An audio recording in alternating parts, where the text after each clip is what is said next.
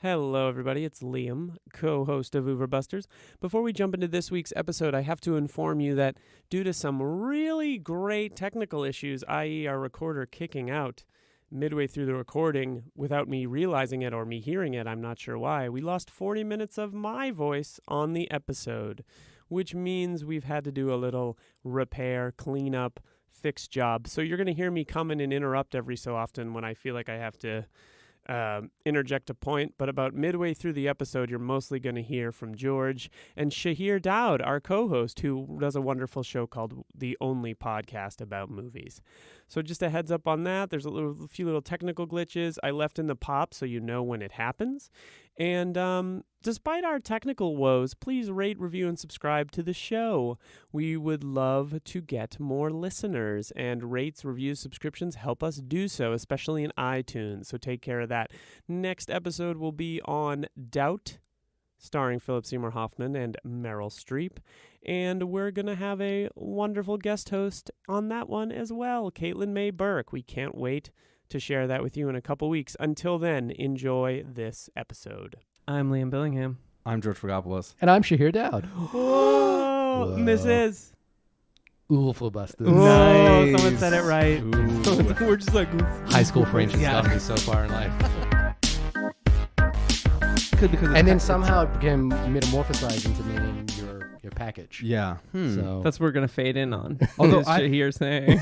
I did not. I mean, personally, I did not wear Speedos at the Okay. beach growing up. But yeah, I think that's more like of a European thing. okay. Rather I was than like, necessarily I a just, Greek you know, like thing. No, it's I've- just a Greek thing. yeah, yeah. When I've been to Europe, I've just seen men wearing very tight speedos. Yeah. and very well greased. And to be honest with you, they're rocking it. Yeah. You know, like I'm like, yeah. Even the do ones you. that shouldn't be Although- rocking them. Yeah, yeah, They're you're just really- like- Although now I know to call them budgie smugglers. Budgie smugglers. Yeah, that's Yeah, amazing.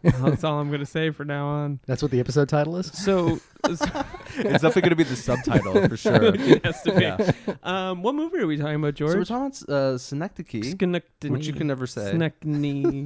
New York. Are we sure that's the name? It is, yeah. It's actually a literary term. It's, Yeah. it's a kind of metaphor. So it's it's basically kind of when a word or a term or is used to stand in for another kind of word or term. So it's kind of like almost like saying Like budgie smuggler for parakeet? I was thinking about like when you say like the crown to refer to, let's say, British royalty. So if you say something like, oh yeah, that's something the crown did yesterday, that refers to, let's say, like the context is like referring to like British royalty. I actually did look it up at some point today, and I don't have it written down, but it was my understanding was when the part is used to represent the whole. The whole, yes. Right. So yeah, so if you say like, yeah, again, like the Certainly crown, you're talking makes about, let's sense say, British royalty. in the or- context of the movie, Yeah. which is Yeah. about, George? And you know, I knew you were going to do this to me. Because we do it I every do single episode of the show, how And the I was show thinking works. about like, how the hell am I going to summarize this film? Well, I guess I should try, right? You should try, and Shahir can jump in if... What year is this from, by the way? 2008. 2008. Right? yeah. Okay, I'm just buying myself some time also to bring up the names over here because again I was like trying to figure out what everybody's name was and I totally forgot even though I saw this film 3 hours ago. Edit. So Philip Seymour Hoffman plays Caden Cotard. which you guys want to fill us in on what that is because you told me right before we Cotard started recording. is Cotard delusion. a... Yeah. The Cotard is it? The Cotard delusion is a rare mental disorder in which the affected person holds the delusional belief that they're already dead, do not exist, are putrefying, or have lost their blood or internal organs. So it's Which is about a definitely fitting for this theater film. director named Caden Cotard. Caden Cotard, who we find out very, very early on that he's in a kind of loveless marriage with Adele Lack, a very Freudian name, which I think maybe we should come back and discuss, played by Catherine Keener. Yep. And very early on in the film, they're both artists. He's a theater guy. She's a painter who does these very, very like interesting kind of miniatures. She leaves with her child Olive to go to Berlin for a month and never comes back. And at some point very early on in the film, you find out that Caden is obsessed with this woman named Hazel, who works at the box office. Played by Samantha Morton. Yes, Who's in an great. amazing role. She kills it. Works at the box office. He's infatuated with her, and he wins a MacArthur Genius Grant. And basically, the entirety of the film is him attempting to bring to life this monumental theater production, and basically this long, like romance that he has with Hazel. And it's kind of impossible to kind of like summarize what this film is about, because essentially what the film argues about or tries to everything. do, yes, that it's about everything. And maybe we'll obviously maybe spend some time talking about like his vision, like this thing that he creates in these warehouses in New York. And basically, what he's attempting to do is, on like a kind of theatrical stage, is recreate life in all of its kind of like complexities, minutia. And we should say that all time sort of collapses on itself in the movie. And the film's really surreal. It's very surreal. You don't know what the actual timetable of the movie is. And it's very self-aware in the way that it handles that. Time dilates and expands very weirdly. It has something, I'm going to say it, I think about Inception sometimes when I watch this movie. Did it come out the same year? I think it did. I think it did. Yeah, I think it it's did. probably accurate. It's directed by Charlie Kaufman. Yes. And written by. His directorial debut, which is pretty amazing. Pretty amazing that this is the first feature film this guy directed. And it stars Philip Seymour Hoffman. But he was kind of the name brand screenwriter at this point, That's right? true, Like when you thought of screenwriters Malkovich, around that period, adaptation. It was those three films: Eternal Sunshine, Being John Malkovich, and Adaptation. Human Nature, we all loved it. The Gondry vehicle. That is the one I did not see. The B- Gondry movie. I love this movie. I unabashedly love this movie, and I wonder if I love it because it's so unusual and difficult to like pitch to someone as a film. But I also think it's ambitious in ways, and not maybe not entirely successful, but ambitious in ways that I think you hope that if you are an artist, you want to make films that are this ambitious and crazy. It's got a little bit of the Fitzcarraldo kind of vibe to it, like it's like creating something that's so, or Apocalypse Now. Yeah, this sort of sense of like, this is so off the beaten path and so unusual that there's nothing quite like this film. Right. I mean, obviously there you could point to like Euro filmmakers, like I'm thinking of the guy who made Underground, Emir Kusturica. Yeah, you could think about like Kusturica or something like that.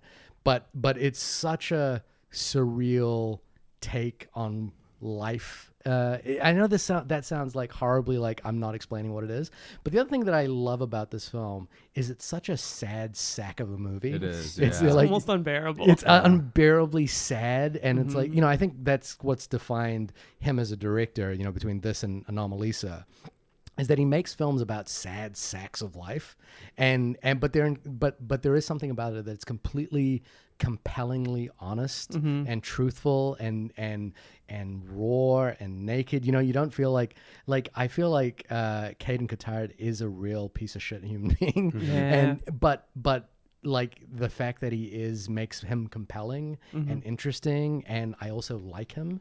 And I think that's sort of been an interesting dynamic of his work as a writer and now his work as a director. I think the problem that he has is that he teamed up early in his career with like these really flashy music video directors, Michel Gondry, Right. Spike Jonze, and those guys are able to like translate his weirdness and oddity into like compelling visions. Yeah. And while Kaufman is an interesting visual stylist, he's in no way as dynamic as those other guys are. Right. And that what basically, imagine if Michel Gondry directed this film, I think it would be perhaps more dynamic, but maybe not as truthful and sincere and sad as this one is. Yeah, I think the complete flashy, the lack of flash in the style makes the movie hang together in a way that it wouldn't if you had someone who is clever in the way that Spike Jonze or Michel Gondry is clever making it. Yeah, exactly. But I remember, like, I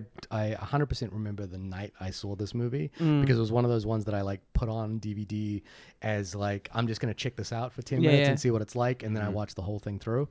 I think the other thing for me personally as well, in that idea that it's the kind of ambition we should all have as filmmakers. It's so challenging, so difficult. It's reaching for something so far that nobody else is trying to do, or few people are trying to do. I love Gabriel Garcia Marquez. He's like one of my favorite writers, and I felt like this is one of the few films that I think embodies what magical realism actually feels like when you read it. And there's very few films that actually capture that sense of how magical realism should play on film.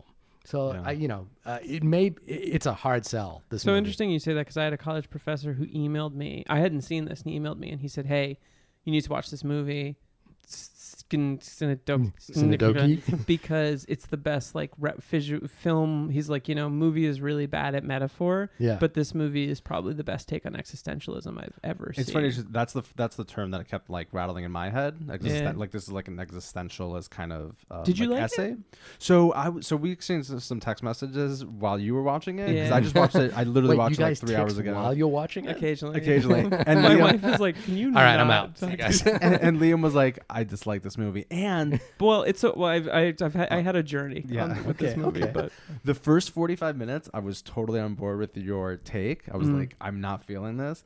And then at some point, and there's no exact scene where this happens, but for me generally it's when the film kind of becomes more about this theatrical project that he's attempting to put on, that I'm like, I love this movie. Yeah. And so for me, it's kind of this thing where like the first hour, not so much. And the last hour, I'm like, I'm totally aboard. Yeah. So like, for example, like one of the things that like annoyed me for the first 45 minutes is like, why the fuck is her house on fire? And that, you know what's funny?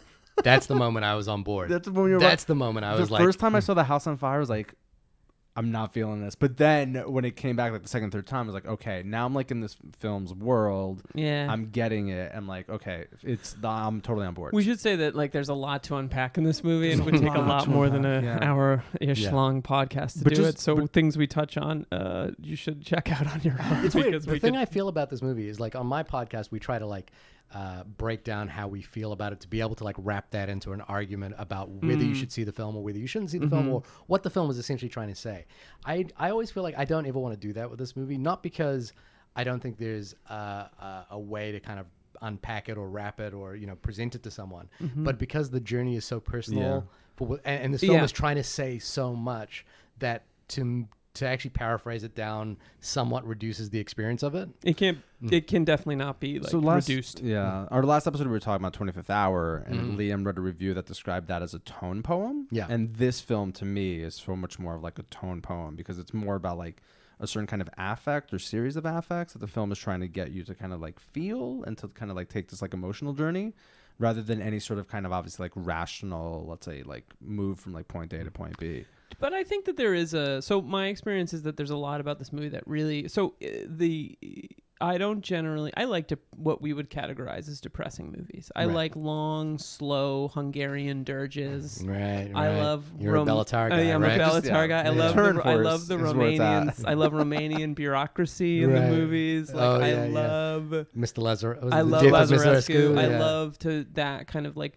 What would might categorize as depressing? I think one of the funniest Simpsons episodes is where Lisa takes them to the art house theater, and there's the goat on the screen, and the goat's like, "I've been alive for like I would watch that movie." Yeah. But there's something about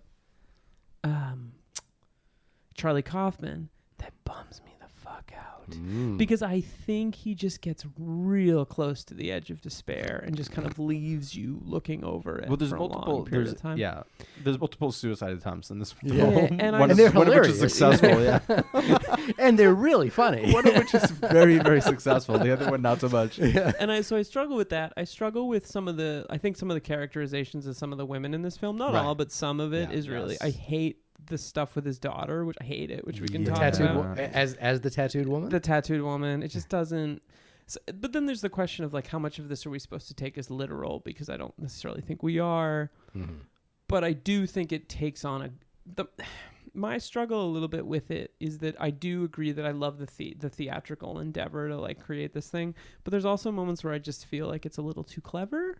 And I think that you're right. I think that the thing that saves it is I think that it's incredibly competently directed, and I don't mean that negatively. I mean that like there's a scene where Philip Seymour Hoffman has cast someone to play him, and he sort of takes a back, and she proceeds to direct a scene. It's the funeral scene. It's probably in the last. Is this when he's got the earpiece in? Yeah.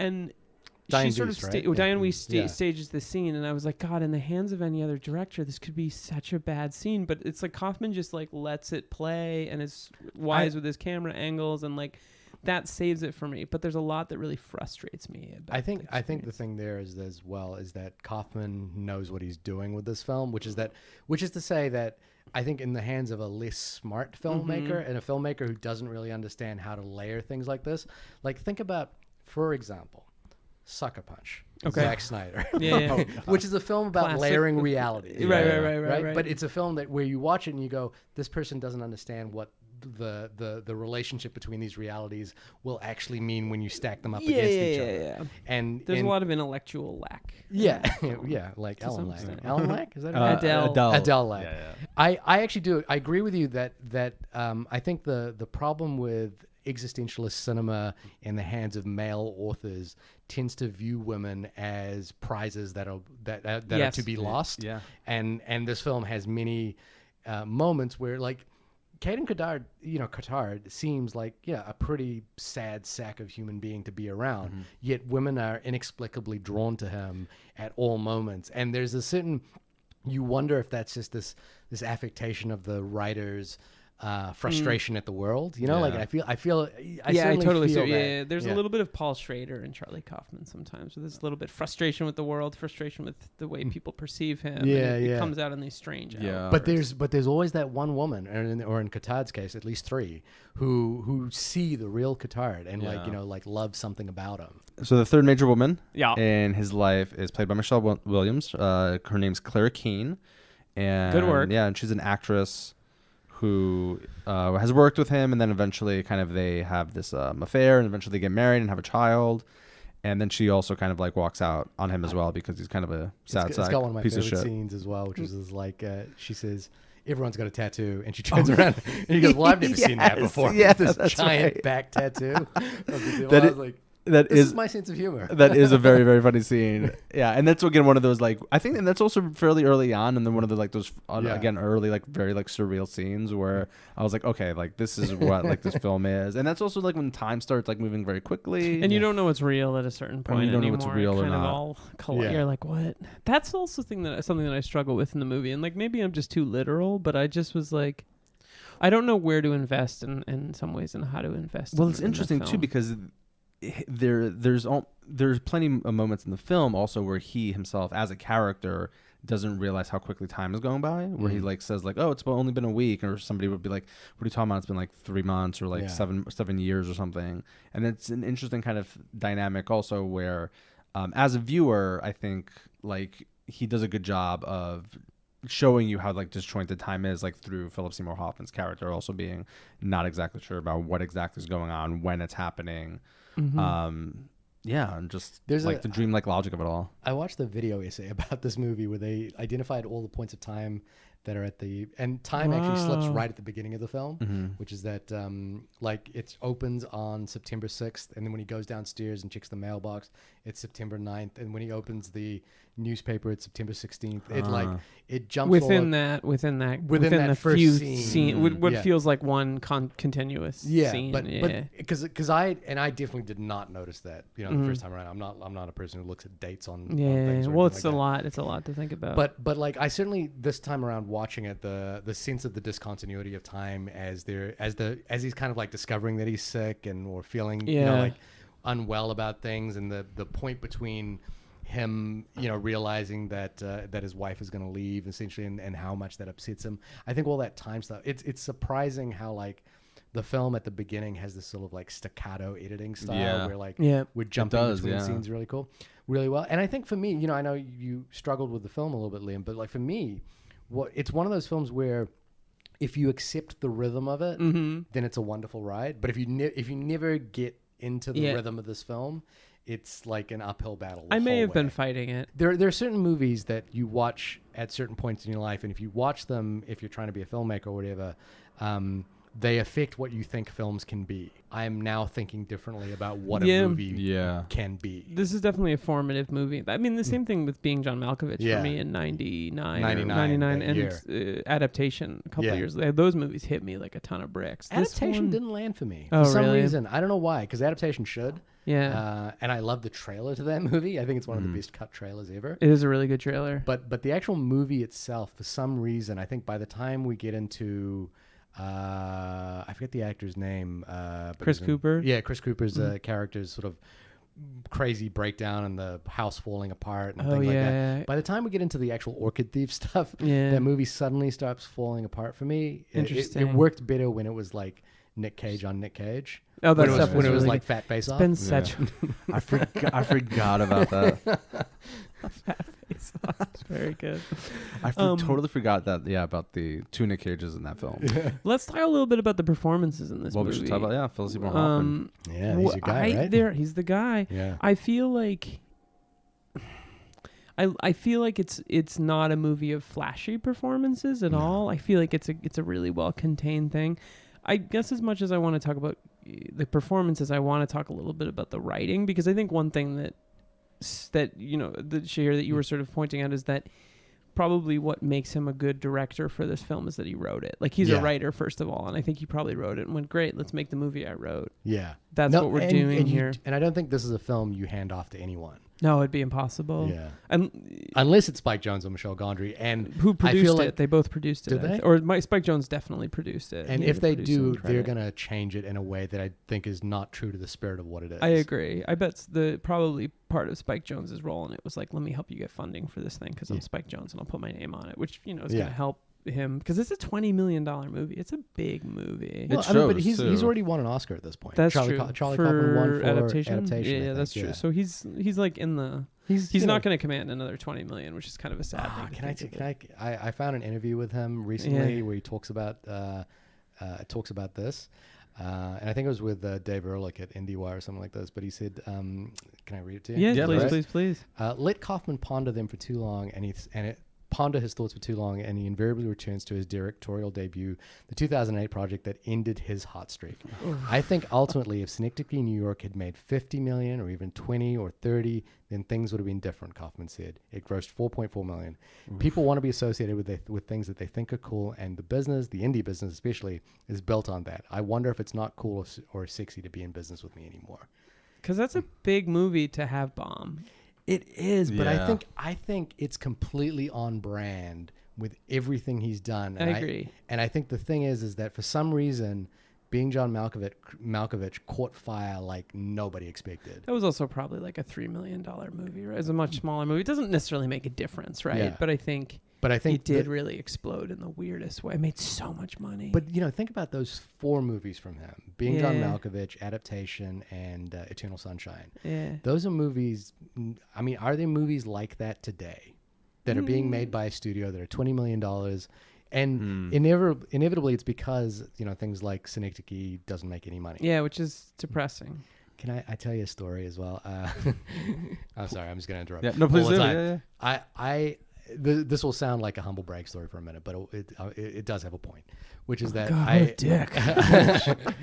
Like, I got the call up to meet an A-lister who liked my work and wanted to talk to me about like what I wanted to do. An actor? An actor, and a well-known enough actor, you know, like we'll call him T. Cruz. You'd know the name. You'd recognize the name. Can't figure it out. And I wasn't prepared for this meeting at all. Like, the person who called me, who was his like assistant, said he wants to meet you tomorrow. Yeah. Can you please meet him at this hotel? Truise. And so I go. Tom C. I go thinking I don't know what I'm doing here. You know, like I think it's related to my music video work. And, you know, it's a meeting about like what movies do you want to make, or what kind of films are you into, and, you know, like, and inevitably at the end of it, I'm like struggling to think about what to say in this conversation because I'm so ill prepared that I do the terrible thing of like pitching a movie as a cross between 2 movies. Okay. And I say, it's Ghostbusters meets yeah, exactly. And I'm Blues like, Brothers. The movie I want to make is a cross between Eternal Sunshine of the Spotless Mind and Her. And that's a good movie. But this person who I is a lovely person, and I deeply respect their opinions and stuff, gets up at the end of the meeting and says to me, you know, and we talk for like 40 minutes, and that pitch comes somewhere early on. And at the end of the meeting, they say to me, by the way, if you're going to pitch me something, try to pick 2 movies that have actually made money. And I was like, and the reason why that haunts me to this day. You could have directed Mission Impossible Fallout. I really could have. I was so close. I was so close. The reason that it haunts me is the thing that I said at the beginning, which is that, like, I would have thought that if you had made Eternal Sunshine of the Spotless Mind, right, that is a career achievement. That is an artistic achievement beyond reproach. But apparently, because it didn't make any, or I don't know how much money Eternal Sunshine made, or how much money, and I think Her in the same way. If you had made Her, that is an artistic achievement beyond reproach. Oh, it's amazing. Yeah. And I think if you've made this movie, it's an artistic achievement beyond reproach. But the fact that it made $4.4 million off a $20 million budget means that inevitably it's a failure. Yeah. And I was like, I'd never thought about movies in that way. Yeah, of course. But that's what Kaufman's saying here is that no matter how good, I think this movie achieves exactly what he wants to achieve. And I think it does it beautifully. Yeah. But it's a movie that made no money. So in the eyes of the actual way the industry works, this movie doesn't exist. And it also didn't really win any awards, right, or anything. I think it might have been up for a thing or two. Which I think is also like another thing too, right? Like, so Mm-hmm. it's not just that it didn't make money, but it doesn't also bring any sort of like cultural, it cachet doesn't to affect the the studio. culture the way Being John Malkovich does. Well, and it was also maybe we were looking at the end of this kind of bubble of this kind of stuff happening, because like they didn't parody it on SNL. Which I think is the moment you're looking for. That's really true. Yeah, no, totally. So with that in mind, let's come back to the acting. But I think that one thing that I before we jump there, I think is worth talking about. What is this movie about? Well, see, so because I think it's about failure.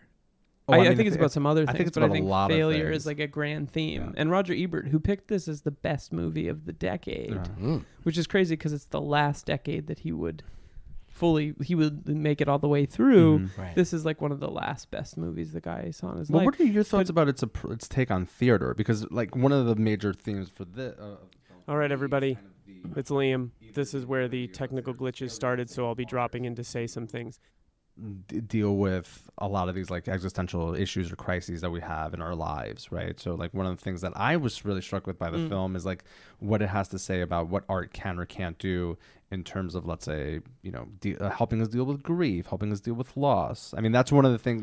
That's just like one of these things that I kind of latch onto when I watch a film like this. I love the ekphrastic kind of stuff. I think theater is actually part of the fabric of what this film is talking about, but not theater in the sense that, they do Death of the Salesman at the beginning of the film, and then obviously his project is ostensibly a theater project, but it feels more like an art project, like a broader art project. What's interesting to me is like I'm not a theater person, I find theater difficult to connect with and difficult to engage with, but the way Kaufman presents theater here as like an important reflection on life and an important way to reflect upon the things that we are going through.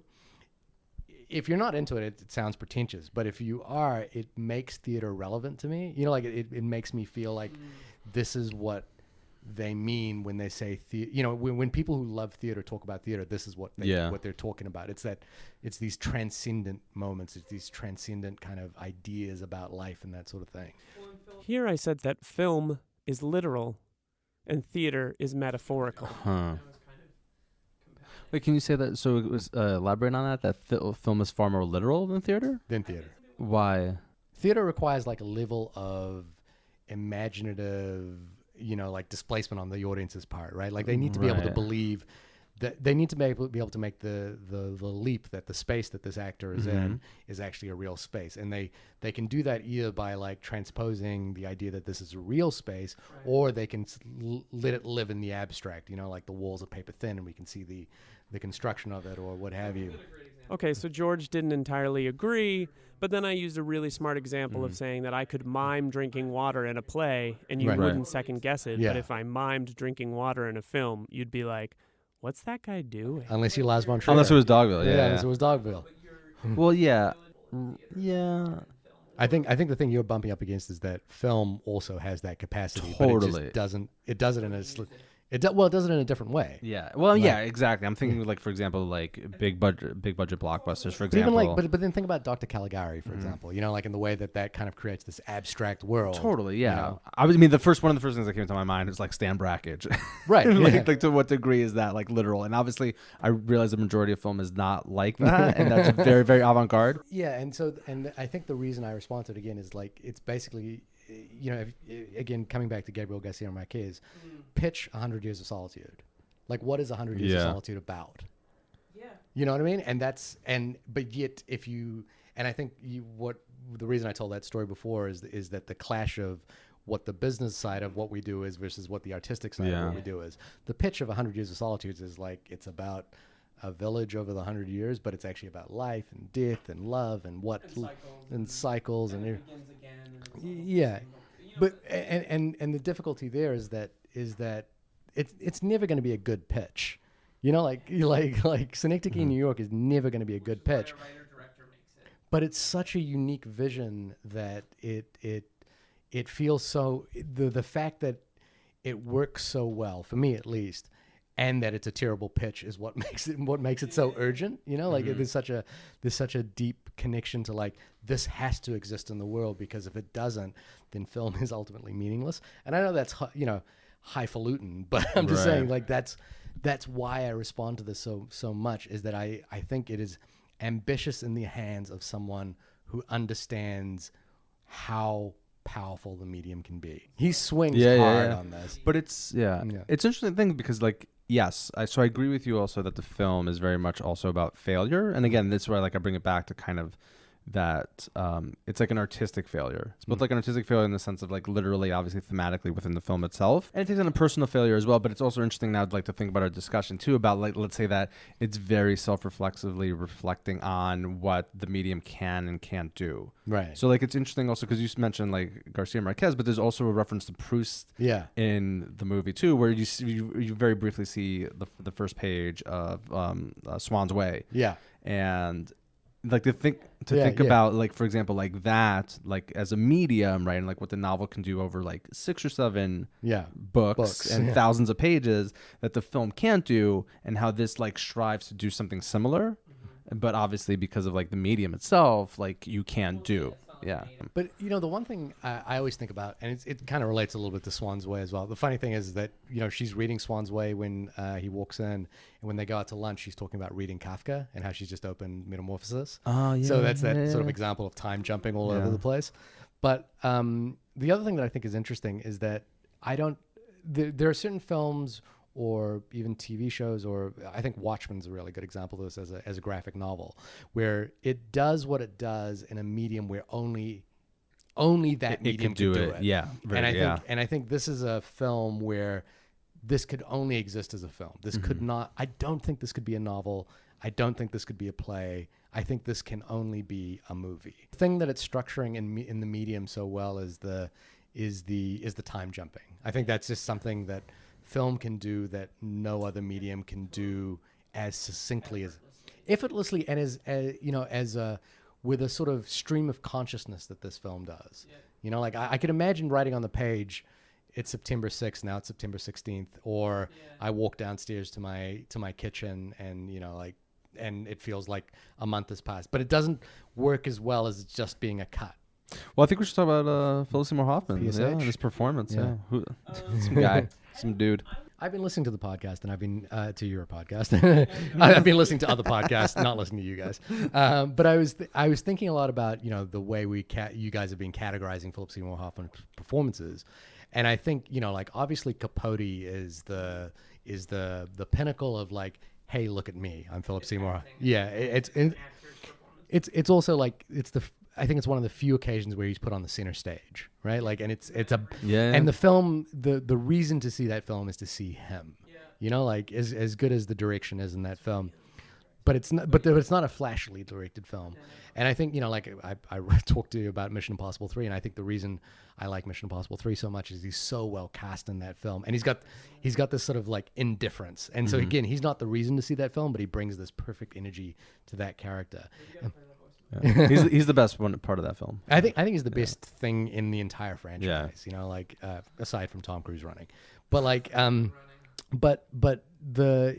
think what's interesting here is he's like perfectly cast for this film, and I feel like when I watch it, I feel like he's 100% invested in what this film is trying to do, and he is working completely in service of what this film is trying to do. You know, like in Along Came Polly, he knows that, you know, like he knows what kind of movies. So he's like, I'm just gonna come in and do my thing. In Mission Impossible 3, he's like, I know what kind of movie we're in. I'm gonna come in and do my thing. But in this one, I really just get the sense that he knows what he's doing is worth it.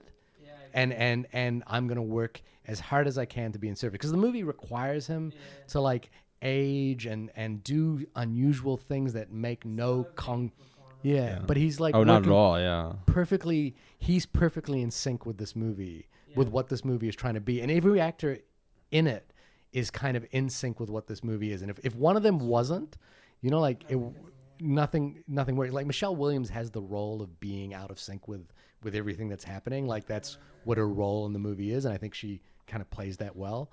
But you need everyone to buy in, and he buys in so well. He has to do that, the technical acting thing of aging through a film realistically, which is a difficult thing to do. But I mean, doesn't seem difficult for him because he's such a good actor, but he has that ability to make that feel realistic in a way. There's a lot of great physical acting though in this film too, also, especially like when his body starts failing in a variety of different ways, and he gets that like tick in his leg, and like selling the fit that he has on the bed. Yeah, where he says, "I'm sick, I'm sick." He's like convulsing.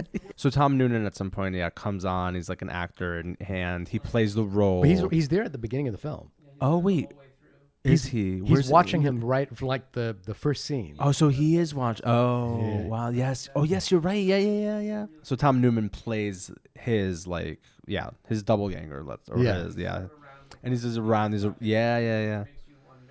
So my take on what the film is essentially is that it is about who's the editor who wrote In the Blink of Walter Murch, right? Right, he wrote In the Blink of an Eye, and in the Blink of the Eye, he talks about like this idea that sometimes when you make a film, you have an overarching idea that you don't reveal to the audience, but you use it as a way to structure how your film works. And the example he uses is in The Godfather. The idea that they had in the cutting room for The Godfather was that Michael Corleone there's a spotlight at the center of the film, and Michael Corleone is always trying to avoid it. And he says, and it's only at the end of the film that he embraces what the spotlight is. And so that's the sort of cutting mechanism that you have for the film. And for me, like this sort of underlying idea that the film never explicitly states and may not even be true is that Caden is dead the whole time. And that everything that's happening, the theater performance is a manifestation of what he imagines the afterlife to be, which is that he's recreating moments from his life in real time as he's experiencing them. And there's this discontinuity between life and death for him, and that's what Cotard's disease is for him. It's a person who imagines himself to be dead and living in a sort of limbo state. And the way he's manifesting himself is that he's imagining life kind of happening, and he's also commenting and recreating life as it's happening. And Tom Noonan's appearance as a character to me, again, this is like entirely just a reading that I've just kind of I absorb it, and I'm happy if people are to disprove me, and I'm happy, I think it could entirely be wrong, but it's the way I read the film. And like Tom Noonan's character is like some part of Caden's idea of himself as watching from above. Like it could almost be like paternal or Oedipal or something like that. But it's like, because Tom Noonan's character knows him better than he knows himself, and in ways that no human being could know him, and for reasons that don't even make sense. Like, why is Tom Noonan watching him? Well, he says, "I've been watching you for like 20 years now." Yeah, or 40 years. Yeah. Well, it's funny because there's that one line too where he's like, "Oh, your poop is gray. It's never been gray before." And he's like, "Yeah, I know." Yeah, I was like, "Why do you know that?" Yeah, but it's like it just feels like he's like a manifestation of some part of his consciousness that has been like recording how he lives, and then like allowing him to kind of play it back over time, and he's able to like reconstruct it as it's happening, which is what the performance is. So what do you then make of the suicide? Because I felt like when his obviously Tom Noonan's character, the doppelganger, commits suicide, that also feels like very much like a turn in the film. Yeah, I think that's the point at which he because at the end of the film he says, "I know how to do it now." That's the turn at which he realizes this entire process of reflecting upon the life that he's been living is turning into nothingness. It's dissolving. It's dissolving away, and it becomes like this sort of, and I think the thing that's beautiful there is that the theater project becomes meaningless over time. Mm-hmm. It's initially like profound and weird and beautiful, and like, the sort of scale and size of the whole thing is incredible. But then over time, as people start reflecting on themselves, and he starts transforming into the cleaner, and the cleaner starts transforming into him, it starts to lose meaning. And that's why it's like this part of his consciousness that just like lets go of this. Right Yeah. here, I made a reference to Hamlet by William Shakespeare, and I said, "Oh, that this too sullied flesh will melt, thaw, and resolve itself into a dew." That's right, I'm educated. Yeah, you drop some Shakespeare. Well, the mouse. I was thinking about the mousetrap, like the play within the play, and like here you have like obviously this is like theater within the film, but yeah, it's funny you mentioned Hamlet because at some point I did also think about that. We're talking about the Ethan Hawke vehicle, right? Of course, Well, yeah. the Mel The Gibson only one. version that matters, Yeah. yeah. To be or not to be. Not to be. and then he lights a cigar. Yeah. Here we talked a little bit about his Yeah. daughter and her funny accent and her being taken away and the letters, and I just thought it was very Well, strange. it's like what Shahir said earlier, though, that like one of the like failures in a lot of like existential or existentialist dramas is that the women are typically portrayed as like objects or as kind of represent like certain goals or like or just not even necessarily like the male gaze, but maybe that's seen as a bit gazy in that sort of way. Yeah, but that they become like types and not people. Although I think this film to some degree escapes that because I think Hazel's character is such an amazing, like she does such a great job of transcending, let's say, any sort of potential like limitation that character has. But I Yeah. also think like Kaufman does a good job of like presenting her and making her a fully realized character. Yeah. But I think the stuff with the daughter, I think the stuff with the daughter is problematic. Again, like afterwards. Problematic how? Well, do you want to? In the objectification of her, but or what she represents. I just felt more in the sense like I didn't get a feel for her as like necessarily as a character. Although again, at the end, when again you see her again like as a 4-year-old girl, I was totally like, gripped by that. Like that was like so sad, and like when she like lays out and splays out and like dies. Yeah.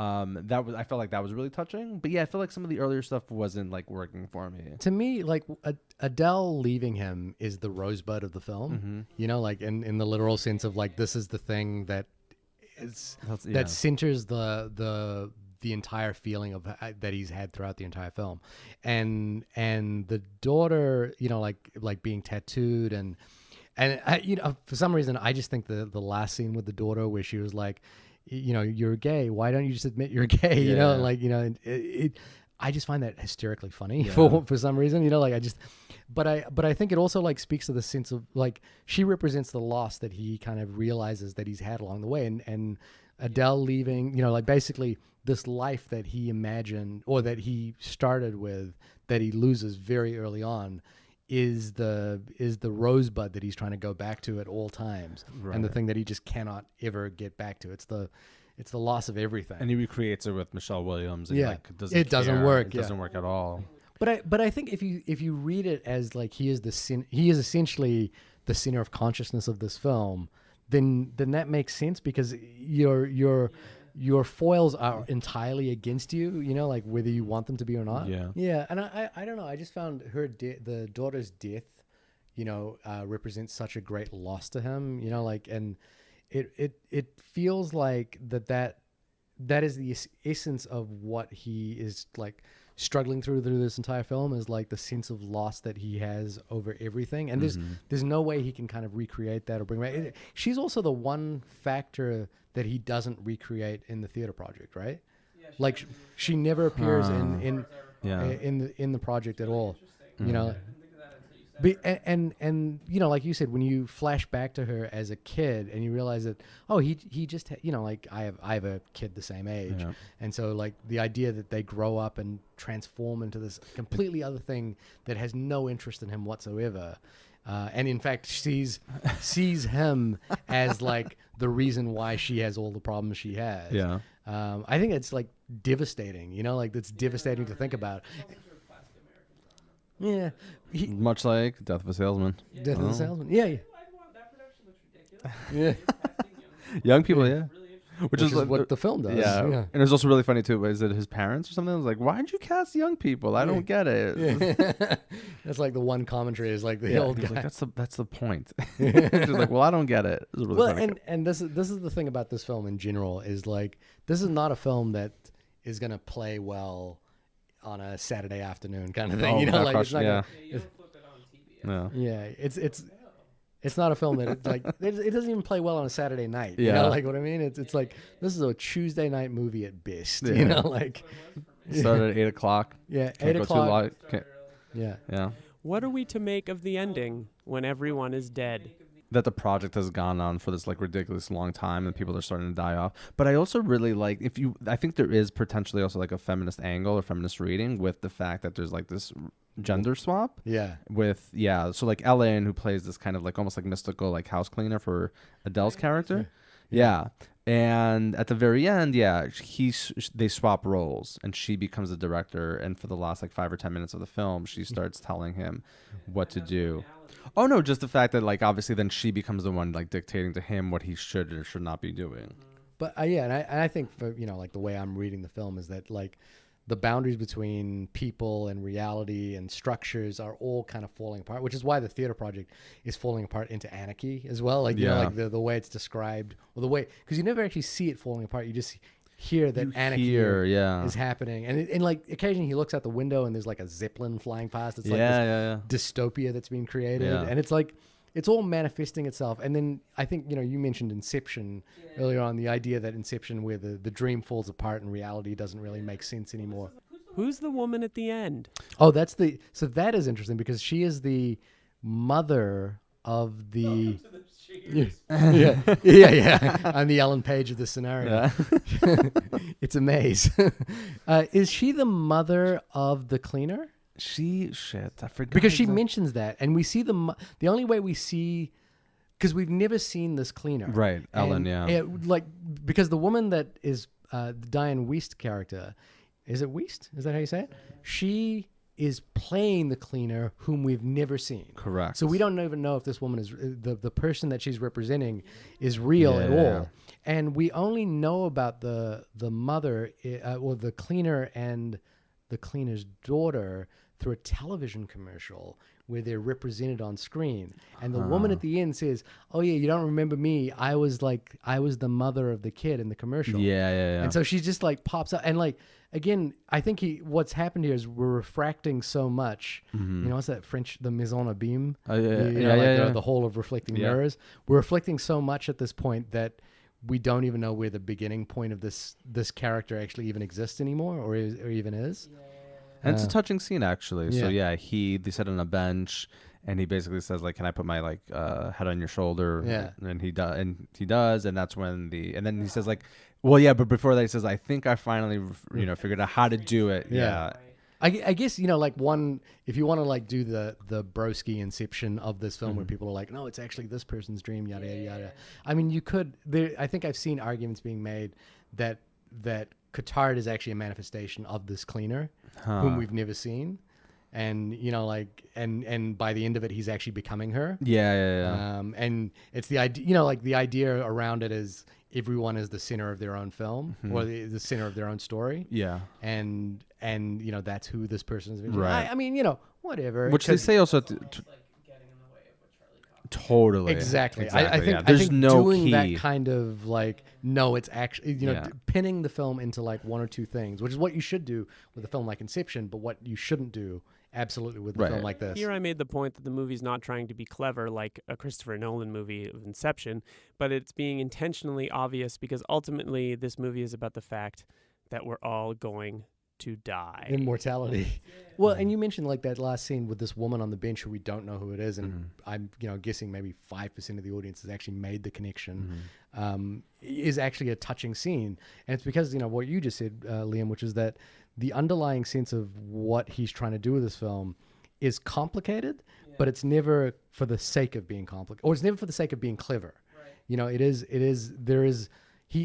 I feel like, another filmmaker who surprisingly does this and gets away with it all the time is Wes Anderson, which is that he has scenes which are completely sort of comedically anachronistic, but they're touching at the same time, because there's a sincerity to the moments that he's creating, and there's a sincerity to the exchanges that are happening. Like when the dog dies in Royal Tenenbaums. Exactly, yeah, when the dog... So sad. It's such a device. Yeah. Yeah. When Ben Stiller says, "I've had a really rough year," you're like, "Oh man, it has been really rough." Yeah, it is. Have you guys seen? There's a music video Michel Gondry did with Bjork called Bachelorette, the one where it's like she's telling a story about a book that she finds, and then she takes it to a press agents and then becomes like a star. You know, the book gets published or something like that, and then they're putting on a play of her finding, and it keeps building and building, and well, I was going to say that this film feels like a full, like a Russian doll kind of thing, a feature-length adaptation of that. And what's cool about it is that it's not like the scenes don't perfectly mirror each other, where we're seeing something being reflected upon itself to be a perfect reflection. When they reflect, so when Caden is watching himself do a scene, or watching actors play a scene that he has done, it's entirely different to the way he interprets it. And then when it gets, and then it gets repeated a third time, and it's entirely different again. And it's not about like how can we recreate these moments. It's about how different these moments are once they're interpreted. It's funny though too, because now that we're talking about it too, I forgot that there's that very, very early scene too when he's talking to Hazel. And she basically directs him, right? Yeah. And she's like, "This is what you're gonna say now." And she's like, "You're gonna say like you have like beautiful eyes." Yeah. And it's like an interesting kind of thing to think about, like how like that theme, let's say, runs throughout the entirety. I don't know what to do with it right now, but this idea of like him constantly, let's say, being, I mean, not constantly, but that, it leads up to this point where he believes he's in control, right? He's like the director, he's like the genius, but it's the other people that are around him that are in fact like dictating what will or will not happen to him.